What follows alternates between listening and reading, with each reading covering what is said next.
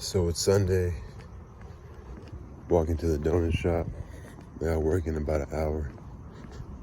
Should be fine. Just hope my Uber comes quickly. I only work 4 hours today. I get out before the first football game starts. You know, the early game. The early game for us is a 10 o'clock game. And I'm on my way to work. I always think too much, too far into the future. Things that aren't even here yet. About interactions at work.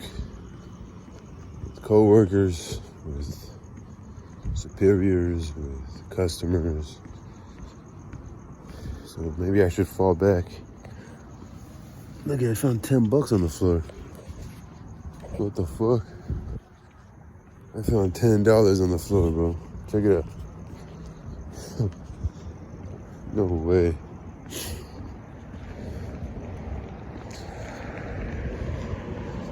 Not in like the snitching form, but more like in the golden nugget form. I guess dropping golden nuggets for you.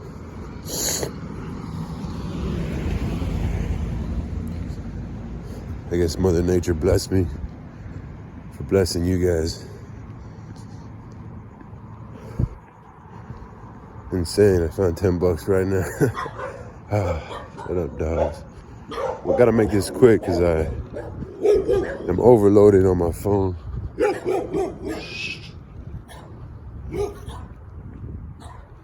I have too much data that I've used up. Gotta hurry up and do these vlogs. But I thought about it. You know, I'm walking to work right now. And okay, what I wanted to say before I found that money, it's kind of funny, you know, it's Mother Nature. I guess telling me, share this, you know, share it. This knowledge is worth something. So it's funny, just right now I thought about it. As I'm worrying so much, maybe I should, you know, reflect. I should introspect about myself and about, well, you can only control. A lot of times we think the world can read our mind, or we think that, you know, we have control over other people. Even in the sense like, well, fuck, inside I'm so afraid. Can they see it? You know, do they know exactly what's going on inside of me? Is this, even though it feels like the end of the world for me when they're in front of me, is it the end of the world for them? Do they even know me on that personal level to where they're gonna let affect whatever's going on with me internally affect them? It's kind of hard to explain. But that's what goes on inside my head a lot. It's like, but really, if you just keep yourself calm and don't react off your emotions or your thoughts, and you just breathe and let it go. And it's okay to walk away. You know, it's okay. It's not nothing personal with them. You know, maybe they're just a trigger for you, or they're a kind of character that makes you be afraid or unsure. You know, these are just memories of the past that you have to deal with. But inside, I could be boiling up. Everything's collapsing within mentally. But if physically, I just stand still and keep control of myself and how I treat people, you know, physically, mentally. So it goes to the reason why I even wanted to record this in the first place.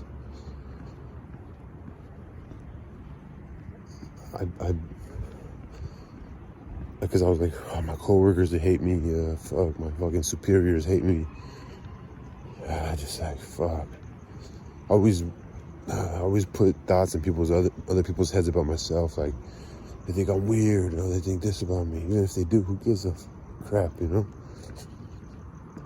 Doesn't mean you have to go be judgmental back in a defense.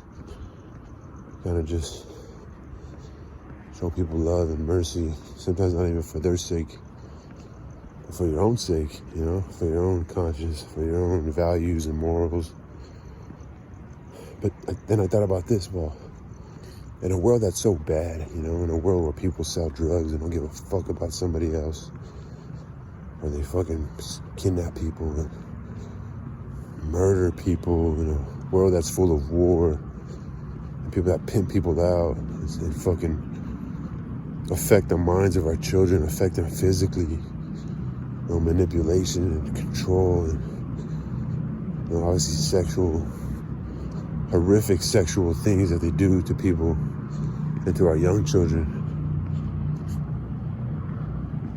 Everybody, where I go to work right now, I would assume most of those people who go there, that work full time right there, yeah, they might have attitudes, they might be a little rude, they might be dealing with shit inside, they might seem like unhappy people. There might be people filled with a lot of regrets and mistakes, you know, that's why they're not fucking at the highest level, you know. There might be people who are young children who grew up in sad homes, you know, where they weren't taught to have confidence and taught about intelligence and the artistic way of living, self-expression. That's why they work this menial job, you know, that's why. You know, but these people have worked long and hard. There's so many people who have worked at my job that have worked this customer service job many years. And that's someone who should be respected. And man, you've held a job for many years. You've held this job for many years. And obviously you've chosen this to be your nucleus when it comes to finance, you know, when it comes to being able to survive for yourself and pay your bills and be responsible. You've chosen this job that I tend to like really dislike. You've chosen this as your nucleus to sustain everything else around you, like, you know, being a father, being a family member, being a friend, being a husband or a wife, being just good to people, deciding that this is going to be my nucleus, to be accepting of where I'm at, to be accepting of my existence, and to create a happy person within myself. Whether they are or they aren't, you know, like I said, maybe some people are dicks, maybe some people aren't. But at the end of the day, at the core, their core values, they're good people. Like they're good. They're good enough people that they're not in prison, that they're not out there hurting people, they're not fucking living this phony life where they live this high lifestyle, but these people sell drugs or they sex traffic or they have this facade, like, you know what I mean? People commit fraud. You know what I mean? So I'm like, man, all these people on my job that are my coworkers, in some way or another, they're good people. Like they're like somewhere it went right for them. And I'm not judging people who aren't, because I mean, it's just a matter of time before they get theirs, you know?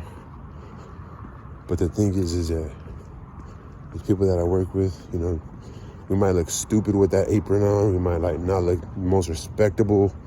People come by every day, even people who make their money, you know, as hustlers or as businessmen. They might look at us like, oh, this guy's not even a person. He's just somebody who's supposed to help me find something. Oh, look at this guy, like, you know, they might like look at me like, who's this tattooed guy? You know, this stupid apron on. I know you guys know what I'm saying, but yeah, that's just my morning idea, is that everybody at my job is, at the core value, is a good person, you know? And I respect that. I think in a world where there's so much hate, so much violence and murder and destruction and blindness and corruption and destruction and, you know, manipulation, I would say, and you know, the direct and intentional misguidance I think there's a lot more to stop than graffiti. So.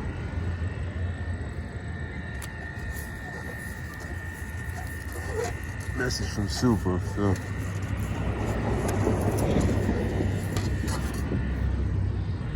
It's funny, as I'm putting this up and I'm recording it, I can see the reflection of myself in my phone. Pretty telling, right?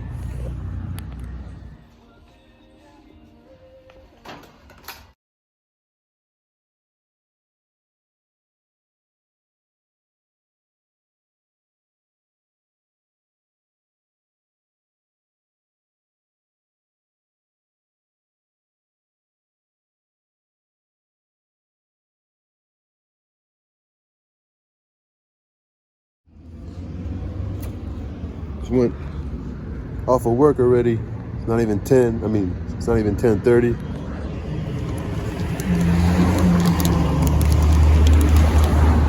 I was looking for Marlene to give her that flower, but she wasn't there.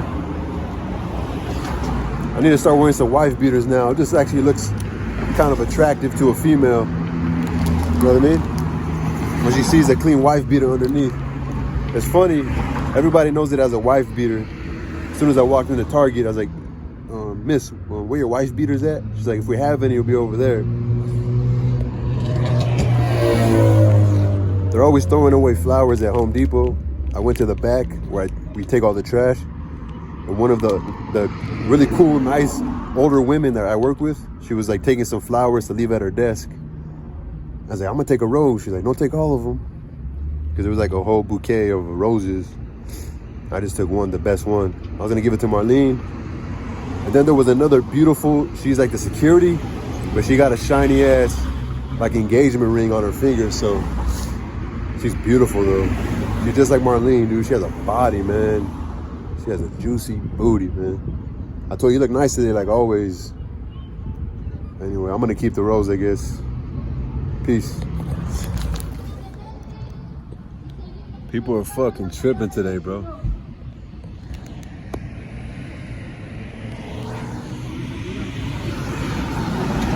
Hear that guy in his Beamer arguing with somebody. I was on the bus.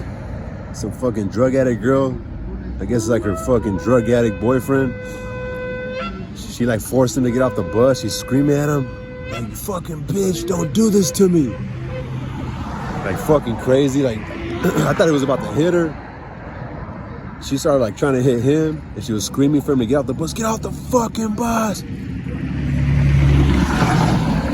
And when like he's like, all right, go. And as soon as she got out, he's like, close the door. And she got on real quick. You fucking bitch. And he gets out. And then like a few stops later, some crazy ass tweaked out, like serious looking, like veterano guy dressed all clean. He comes on the bus and he tells like this guy just minding his own business, like, what were you looking at the bus stop? What the fuck were you looking at? He was all beamed up. This fucking city's insane, bro. Then we got people right here on the corner, some fucking church people. Just talking to each other. Some little kid, he was preaching in Spanish right here.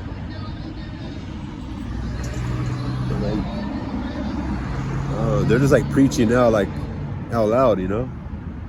It's Sunday, so usually during the week, the people that hang out right there are the ones that sell flowers, like the homeless, like paisanos get drunk and shit. I know one of them, but not today. They can't even kick it at the kick it spot because the church is right there. It's kind of like it just pushes them away, you know? It's kind of weird. Anyway, my bus don't come till like a little bit, so probably gonna kick it in the shade, read my book. I'm doing God's work. I found 3 cigarettes. I'm gonna hook up the fucking some drug addict somewhere. See if they want some cigarettes. I found them at the bus stop. Some like drug addict dude at the park while I was walking to work today, or walking to the donut shop to catch my Uber and get a coffee. He asked me for a cigarette, so I said, fuck it, might as well take these ones. It doesn't look wet. It doesn't look like it was dipped in PCP or anything.